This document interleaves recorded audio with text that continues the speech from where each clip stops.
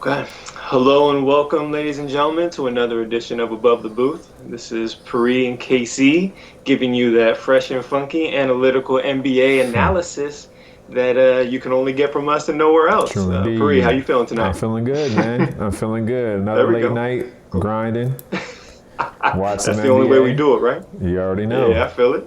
Okay. I'm liking it. Just West Coasting it, no biggie. Yeah, tonight we had a wonderful slate of games. 3 games on the docket in the association. First on tap for us was the Toronto Raptors visiting the Milwaukee Bucks. A nice possible Eastern Conference Finals preview if the Nets don't have anything to say about it. Speaking of Brooklyn, they were actually making a West Coast road trip to the Los Angeles Lakers. And to round out the night, the Miami Heat were also on the West Coast, only in Northern California, visiting California's capital in the Sacramento versus the Kings. De'Aaron Fox has been doing his thing lately, but would it be enough against the Miami Heat? Pri, any thoughts going into tonight's games? Yeah. Anything you liked especially out of those three? The theme for this tonight is everyone is checked out already for All-Star Week. Oof. Yeah, I have to agree with that. I've been watching some just pitiful defensive performances, I have to say, this week. It's been a rough one to watch, especially for some of the 3-game parlays I was putting in for the NBA. So yeah, just Everyone's taking gamblers always paid chasing time the guys. off. Everyone has a sore pinky. Yep, Cancun on 3. Are they already making some of those? I mean, some of these guys at the bottom of the standings, they're just trying to get out of town. That wear and tear of the daily grind, I guess. It'd be like that. Well, first game on the docket tonight, we had the Toronto Raptors again visiting the Milwaukee Bucks. I was coming into this game. This is the second game of a 2-game series they were playing, both in Milwaukee. The Raptors took the first one, surprisingly, and Lowry actually came up with an ankle injury in that one, and he was actually going to be out for this game. So I was wondering who was going to step up for the Raptors. And for the Bucks, I mean, a 4-game skid for what many assumed was going to be the top seed coming out of the East this year. I was hoping they could turn it around. I don't know what they need to do. Giannis is preaching everyone be calm, kind of the Aaron Rodgers Wisconsin philosophy, I guess. But he's saying everyone relax, we'll be okay. We're just not playing great right now. I'm getting pretty nervous about him. For sure, especially when your key person, your MVP, is so one-dimensional. Absolutely. That's a great point. I think one-dimensionality was the theme of the game for the Bucks. Opening, even in the first quarter, you could see it. The Raptors were determined not to let Giannis beat them. They were setting up the wall early and often against them and forcing other players to make plays for Milwaukee. They were forcing three-pointers early, and they weren't finding them. And in looking for someone to step up for the Toronto Raptors, it was Norman Powell all day, early and often. He was hitting from 3. He was getting into the paint. He was hitting mid-range. He was making them pay for it. The Bucks defense really had no answer. But beyond the Bucks defense not doing so well against the Raptors, the offense was straight pitiful. After the first quarter, they were trying to hang around. But by the second quarter, they only had 15 points in that quarter, and they would be down by 17 points at halftime. The Bucks, they were forcing 3-point shots from Brook Lopez, Chris Middleton, and they just were not hitting them. They were giving Giannis the ball at the top of the key and saying, "Go do your thing," and it would work in transition. But Giannis would struggle on the night. He would go 8 for 20 when it was all said and done, and you could tell he was getting frustrated by seeing multiple defenders and having to dish it out. It was a struggle in the first half for the Bucks, to say the least. Moving on to the second half, it was very interesting to see Thanasis Antetokounmpo, older brother of Giannis, Thanasis. I don't know. The jury's still out on how to pronounce it, but if he keeps playing like this, I bet we're going to figure it out.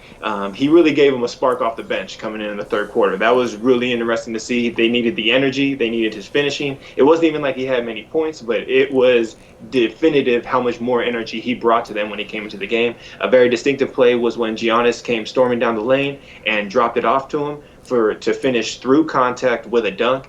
He actually had a nice little kind of hug / I'm running back to get on defense with Giannis on the way back. He was excited. So were the Bucks. It seemed like that might get him back into the game. And by the end of the third, they had actually cut the 17-point lead at half down to 10 points, 89-79. They were looking good, and it was impressive to see him take advantage of the opportunity coming off the bench. Unfortunately, nobody else for the Bucks really took the cue. While Giannis was really still trying to do his thing, the Raptors would shut down that little bit of a comeback.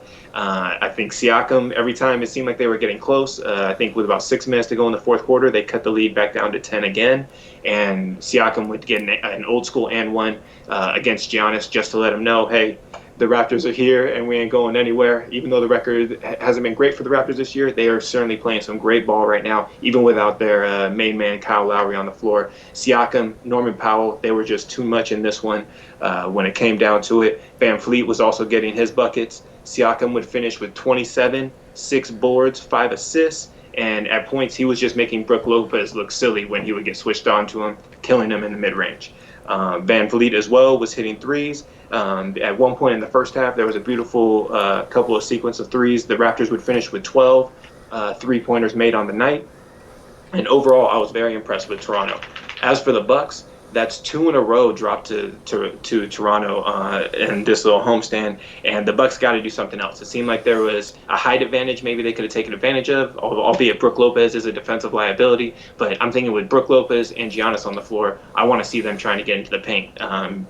Baines was there trying to do his thing to prevent that, but I don't think that they tried to take advantage of that enough. Also, Chris Middleton's been playing terrible lately. In the last 2 games against Toronto, he's only had 24 points and 11 turnovers over those last 2 games. Giannis would finish with 23 points, as I mentioned, on 8 of 20 shooting, and he would have 23, 12 boards, and 8 assists. He was going for that triple-double. He was trying to do what he could, but at the end of the day, it seems like the Bucks don't have enough. It's kind of the same old story, honestly, from them. Yeah, who's the main defender for Giannis? The main defender, they were switching it up a little bit. I think OG Anunoby was the most time on him, but Siakam would switch up on him. They were showing length, and they were running guys at him. As soon as he was making a move to the basket, they were putting somebody running at him to stop his momentum and make him have to switch direction, and it was enough to slow him down, like I said. Yeah, it's so weird, man. You look at Siakam and Giannis, they kind of have the same body type, man. And obviously Siakam has such more of an arsenal on the offensive side, whereas Giannis, I know he's working on his game, but it's like, once you stop him in transition, it's like, okay, well, you don't have a pull-up, you don't really make free throws, you don't have a hook shot, you don't post up, which is bonkers. I don't know why him and the coach don't do that more often. Like even if the setups, even to be just like set up for the decoy, like how they do Draymond Green or Jokic. But I mean, I think look at what they're doing with Embiid as well. I mean, there are big guys that offense gets run through. Bam Adebayo as well down in Miami. I mean, there are ways that you can use your big man to run offense to him, but it just doesn't seem like they cut enough around Giannis. Everyone's so concerned about clearing it out for him that they're not really moving. They're waiting to shoot these threes, and if they're not making them, it doesn't really work. Right. They've been missing Drew Holiday for sure.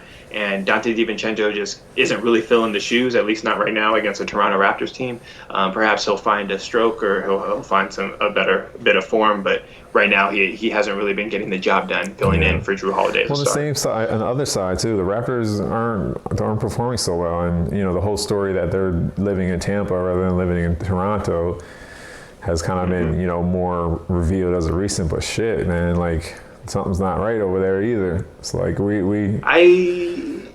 I'd have to agree with you, but I mean, at least these last 2 games I've been watching them against the Bucks. The ball movement has just been sick to watch, I gotta say.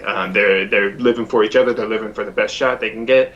They're willing to make the extra pass. There was a beautiful sequence where after Norman Powell had hit a couple of threes, he then drove from the corner spot, and Van Vliet replaced him and got a wide open 3 because all eyes were on Norman Powell at that point, as he had like 15 points in the first half. So I think they have enough weapons that they can make you pay if you leave anybody. Yeah. If it's Anunoby, if it's Van Vliet, if you leave these guys open, they can knock down threes, and they will also give a pump fake and drive to the basket and finish strong. Yeah, I won't want to see them in the first round. Like, if I'm the Sixers or if I'm the Nets, I don't want to see them at 7 or 8. That's going to be a hard first round in the playoffs.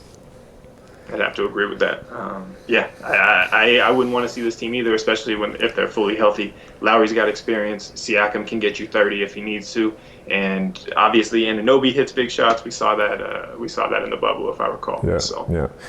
But moving on to the next game, somewhat related. It wasn't necessarily a game at all. It wasn't very competitive, but more so because of lack of players. Lakers are missing 2 out of their 5 starters. Schroeder was out on safety protocols. AD was out with the sore Achilles. So going up against Harden and Kyrie. So, it was pretty much LeBron versus those two. And the Nets actually have a better bench than the Lakers, at least for today. I don't even know how many threes they shot. But by the end of the first... Damn, don't tell Rob Pelinka that. He's going to be upset with what they invested in that bench. By the end of the first quarter, the game, you could see that the game was over. The Nets hit like 7 threes in the first quarter. It was Harris, it was Brown, Kyrie, Harden, TLC. Everybody was hitting. And from that point on, the Lakers never caught up. And it got worse. I imagine if we look at their plus and minus, it got worse when LeBron wasn't on the floor. LeBron's on the floor, he'll catch him up 15, maybe 9-point deficit.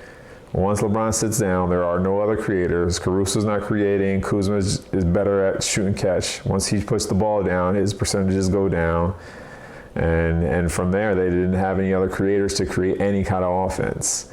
So they pretty much were taking L's, and the Nets were actually moving the ball really well. And they're the best ISO team in the league, right? Between the three head monster. And then for this time, if Kyrie and Harden get to the lane every time they want, dish it out, open three, and they were hitting. And that's pretty much the story of that. Kuzma came out more aggressive because AD wasn't there. He had 16, 10 rebounds, a double-double, good for him. And he's got a shot, man, and rightfully so. He should be aggressive when AD's not there. But without AD and without Schroeder, they didn't have enough manpower to beat this Nets team. Dang, that's sad to hear. I mean, what the final score finish at? Good question. 109-98. 109-98. It was garbage time with like 5 minutes left in the fourth. LeBron went off. LeBron surpassed 35,000 points, by the way. There's only 3 players that ever do that, him, Karl Malone, and Kareem. So congratulations, Bron. Good job. Right. I think he needs like 1,600, I think, points or so to reach Karl Malone's point total. So I don't know if he gets that this year. I don't know. But he's going to get him probably. He don't look like he's slowing down, so I think he's catching. Yeah, we're doing 30. If he scores 30 points for the next 30 games, I guess we add 40 for the playoffs. Yeah, maybe he gets 1,200 more points. But he would need another season to get to Karl Malone. And he's not scoring 30 a game. Yeah, he ain't scoring 30 a game. I hear that, but I also don't see him. I don't see him stepping away after this season. So we should be seeing him take that top spot. And we hope so. Everyone hopes so. Of course. Back to the game, though. I guess. I mean, to be honest, that's kind of a surprisingly low total. I think recently for the Nets, they've been getting up to the 120s, 130s. I think in some of their games. I guess 109. They had the G League out there in the fourth quarter. That's why. I got you. No, G League is out there. I was going to ask you, man. So Marc Gasol looks really old, and obviously he is really old. Do you think the Lakers need to make a trade for another big?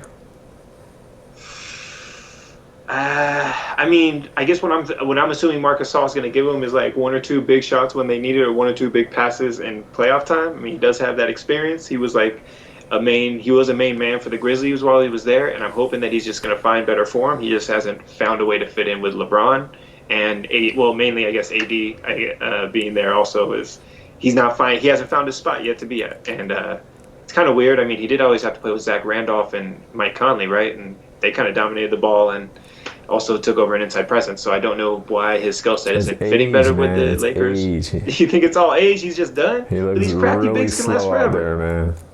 He does. But, I mean, he wasn't that far removed from being, like, a Defensive Player of the Year candidate, was he? That was 2002, wasn't it? Something like that, 2005. Damn, was that? Don't say 2002. That's messed up, man. Damn, okay. A long time ago. Fair enough. I just want to relive his glory days. All right, maybe they do need to make the move for a big, but they also, they won an NBA title with, JaVale McGee in there. That's what I'm saying. They had McGee, they had Dwight, and they had AD. As their front court. So Dwight obviously was good defensively. JaVale McGee can come in, fill in a few minutes, catch a few lobs. Marc Gasol I think he hit a couple threes. I mean, he can shoot well, but I think they're gonna aim for him in the pick and roll. And I don't think he's gonna play 72 games.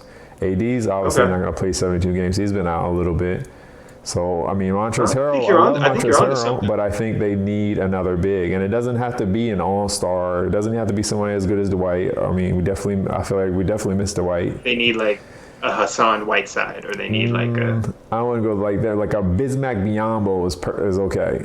Athletic, Okay. tries Okay. hard, and that's it. Rebounds the ball, knows his role, and that's it. Marcus Gasol can when totally Bios be even the smart guy. He can totally be the defensive whiz guy. You know what I mean? But sometimes he's not going to play. Okay. Sometimes we need somebody a little bit more quicker, just a little bit higher, and a little bit more youth. I think you might be onto something. I think you got to watch the buyout market. That's what happens later in the year, and the guys get unhappy or the team's not going anywhere. I feel like guys like JJ Redick and et cetera are going to be available, and Yeah. maybe the Lakers will be able to pick somebody up from there. We'll But see. I think you're onto something with that. I don't think they're going to be getting beat up on the inside, but I guess you're saying Marcus Gasol needs to get off the floor is what it sounds Yeah, like. like how you said, DiVincenzo has For a little pretty bit. much too many minutes versus his contribution. Yeah, Marcus Gasol's in that same boat. But I mean, they won a title with Danny Green in that boat, right? I don't even want to talk about Danny Green, dude. My bad. It's not a proper podcast unless we get definitely Danny not. Green in the mix. Come on. Definitely not, Danny. Okay. Well, we'll let that one go. Maybe we should move on to this next game then. Word. All right. Moving on to the final game of the trifecta this evening. It was the Miami Heat visiting the Sacramento Kings. Shout out to our boy Roy. Where is he at? We need him for this game, man. This is right up his alley. But we'll have to do our best to do the Kings right for you, Roy. First half, not too much was going on. By the way, coming into this game, I'm looking for the Heat to bounce back. They had a rough outing. Yeah, they had a rough outing against the Warriors. They were on a 3-game skid coming into this one, but they had a 19-point lead that they gave up. I think it was 2 nights ago. I was watching it. It was pitiful, to be honest. And it was a Draymond-less Warriors as well. So it was really Curry was cooking, but he wasn't even cooking early. He was only cooking late. So I really don't know how they let that happen. But coming into this game, we were looking for the Heat to bounce back. They're a resilient team. They're a team of experience. And to be honest, the Kings are the Kings. I know we said we'd do it for Roy, but this is the Kings still. Until they prove they're not the Kings, they're still the Kings. So first half of fast breaks. Butler was out there getting his. He was getting people involved. He was playmaking. He was assisting. They were really finding Kelly Olynyk a lot in the paint. And he was actually finishing well, which usually he's not. So that was also impressive. Nemanja Bjelica. Have you heard of him? No. If you haven't, look him up. No. Legit. This cat can ball, No. all right? There wasn't much to watch on the Sacramento side of things besides De'Aaron Fox and Nemanja Bjelica. This guy has game. He does that slow Euro move, really reminds me of like a Hedo Turkoglu, if you will. And he's like slow. You think this move is not going to work, and he keeps finding a way to avoid the defense and finish it. He's not a rookie. I didn't know how to pronounce his name. He's not a rookie. He's been around a while. He's on the Kings for like. I didn't say he was a rookie. I know you were asking if I heard of him. I'm thinking like maybe that's somebody new. Is it Bjelica? Is that how you pronounce his name? It's Bjelica. Yeah, Bjelica, but it's spelled like Bjelica. Bjelica. Yeah. Like it looks He's like 6'9". He's pretty big. Yeah. Yes, but Hedo Turkoglu skilled. Can handle. If you get up on him, he will drive past you. If you are man down, I'm stepping back and shooting the 3, getting buckets out there. It was pretty impressive. At the end of the first quarter, it was 31-21. Heat were taking the lead because Butler was getting people involved. But the only reason it wasn't more of a blowout was because Bjelica was getting his. De'Aaron Fox was getting to the rim. My God, that kid is fast. Like fast, in a game of freaks, he is moving faster than all of them. Yeah. Really impressive to watch. And Marvin Bagley, some people try to give him certain types of labels. Today, he was just in there doing yeoman's work, getting those offensive rebounds. I think he had, I want to say, like 8 offensive rebounds in the game. I think there were 6 in the first half. He was really working hard in there. Tyler Hero was also getting buckets. the Heat are impressive to watch. I was talking about cutting earlier, and they're a team that cuts very well to the basket off of Bam Adebayo or when Jimmy Butler drives in. Jimmy's always under control. He's always coming to a jump stop, giving a ball fake, and finding a wide open man either for three, Duncan Robinson, or Tyler Hero on the cut. Tyler Hero was balling. He had an all-around game, getting to the rim, getting in the paint, as well as the three ball, which we've seen him catch on fire from. He had 14 points in the first half. The first half would end 57-43.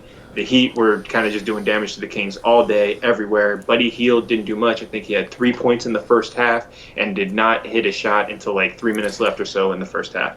A lot of money paid to that dude. And also Harrison Barnes was out. And obviously he's a big piece of what they're doing in Sacramento as well. So they were missing him. Buddy Hield wasn't stepping up. De'Aaron was trying to get his. But Bielitsa, man, just get this guy the ball. It was the Euro step all day. 13 points in the first half. Played really well.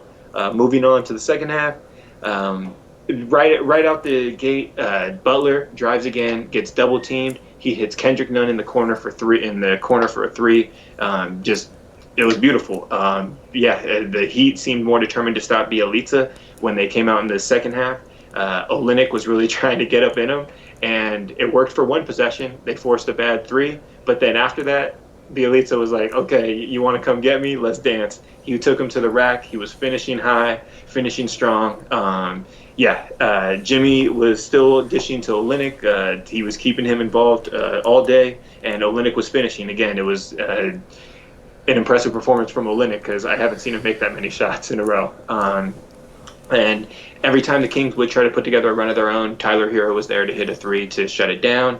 And they were also getting their transition points all day.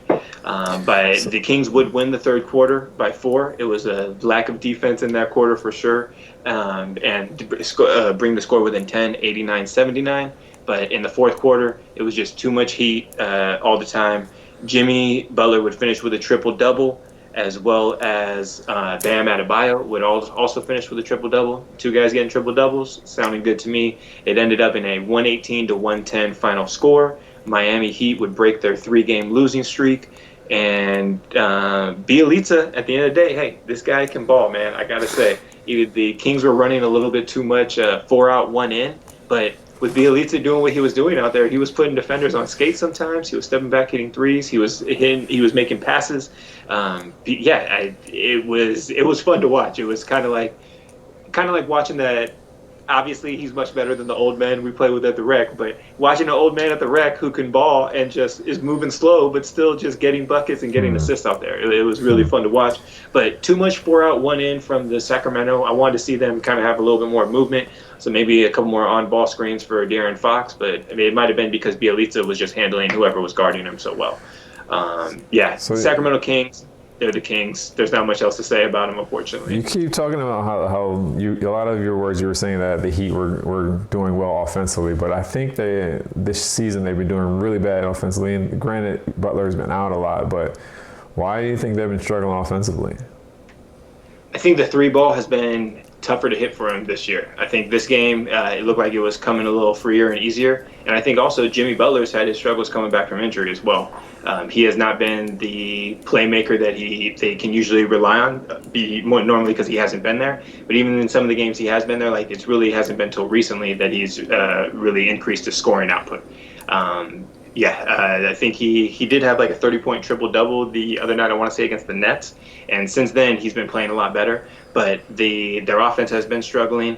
The Kendrick Nunn has been inconsistent in his shooting, unfortunately. But tonight he kind of got it going. But he kind of seems like he's off and on sometimes. I feel like that whole team has been off and on, really, man. That's fair. I mean, I think Bam Adebayo, you know what you're getting from him. But as far as Hero, Duncan Robinson, yes, they can be inconsistent at times. I mean, these are smaller and younger guys at the end of the day. And I think that maybe with both the weird schedule this year and people getting used to how the Heat play,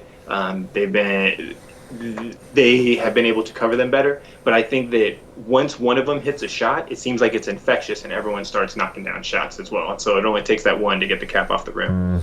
Nah, I'm not a believer in them this year, man. You're not buying it. Okay, fair enough. They're not going to the finals again. No, they're not sneaking up on anybody.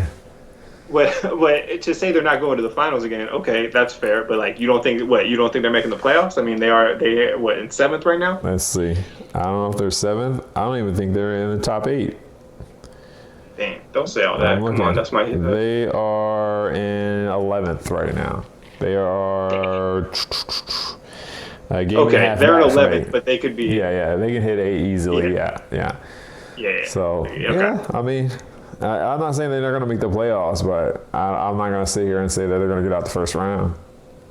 Yeah, but I feel like that's another team that you don't really want to see. Like, I would much rather see a Knicks team. I'd rather see the Hornets. Sure. I'd rather see the Bulls. Right? But I would rather see the Heat team than see the Raptors. Yeah, I can agree with that. Yeah. I can agree with that. I mean, once we start getting into that top 5 teams, top 6 teams, then yeah, I would say the Heat aren't up there right now. But with that said, I think that they're such a well-run organization. I think that just right now they're not getting the best out of their team. When they do get the best out of their team, I think they can beat anybody, and they let the Bucks know that in these 2 games. So, all right. Well, I mean, why do you think they beat the Bucks twice? Just because the Bucks were struggling and the Heat had nothing to do with it? They have the answer to the Bucks. I mean, everyone seems to have the answer to the Bucks. Well, the Bucks are still 3rd in the East, so it's not like there's a lot of bad teams in the East. Okay, fair enough. Then it seems like you want to say that 2 times. You played the Wizards 4 times. I get it. I mean, hey, if you didn't pick them to go to the finals last year, why would you do it this year? I get it, bro. Yeah. But anyway, that's it for these 3 games, man. Short game, non-competitive day. Hopefully, you find us having better conversations on better games next time. Anything you want to say to the people? Get back. I mean, yeah, exactly. Once we come back from the All-Star break, hopefully we'll be seeing the competition stepped up. I think some of these teams have been a little checked out as we approach the All-Star break. Facts. Was to be or wasn't to be. I don't know. That seems like it's still up for debate by the players, but it seems like it's happening. Facts. All right, folks. Good night. All right. Thank you very much. Good night. We'll see you next time.